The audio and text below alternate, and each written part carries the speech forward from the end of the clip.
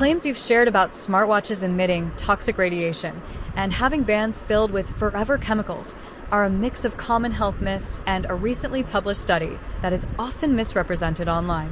The toxic radiation claim there is no scientific evidence that smartwatches emit toxic radiation. Like smartphones and Wi-Fi routers, smartwatches emit non-ionizing radiation in the form of radio frequency, RF, waves. Safety standards. To be sold, these devices must meet strict limits for human exposure to RF radiation set by agencies like the Federal Communications Commission, FCC, low energy.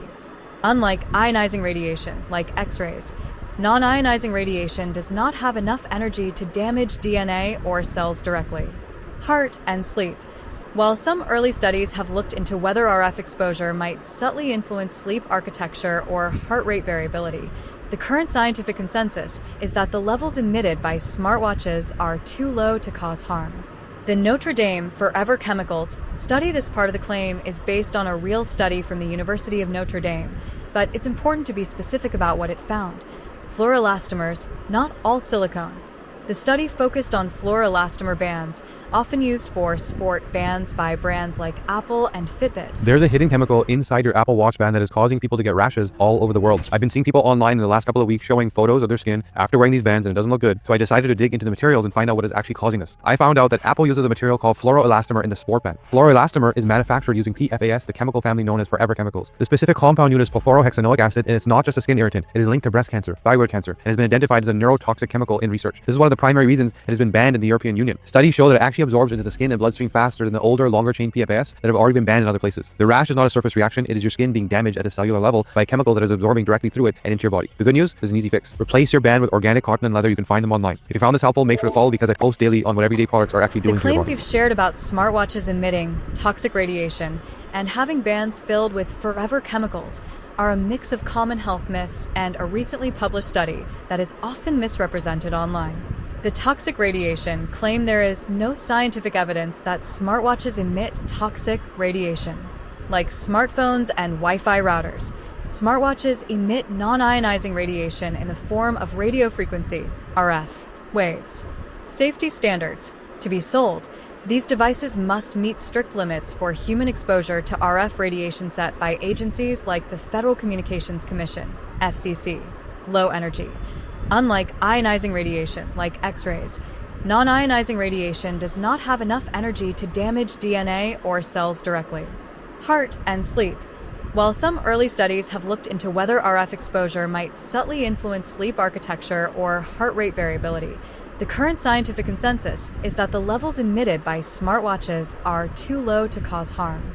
The Notre Dame Forever Chemicals study. This part of the claim is based on a real study from the University of Notre Dame, but it's important to be specific about what it found. Fluoroelastomers, not all silicone. The study focused on fluoroelastomer bands, often used for sport bands by brands like Apple and Fitbit. PFAS content. Researchers found high levels of PFHxA, a type of forever chemical, PFAS, in 15 out of 22 tested bands. Dermal absorption. While the study's lead author, Dr. Graham Peasley, noted that these chemicals could potentially leach out and be absorbed through the skin, especially when sweating during exercise. The study did not specifically measure how much actually enters the bloodstream or if it reaches levels high enough to cause cancer or organ damage in humans. What you can do if you want to be cautious without giving up your smartwatch. Experts suggest these practical steps. Swap the band. The study found that standard silicone bands had little to no detectable PFAS.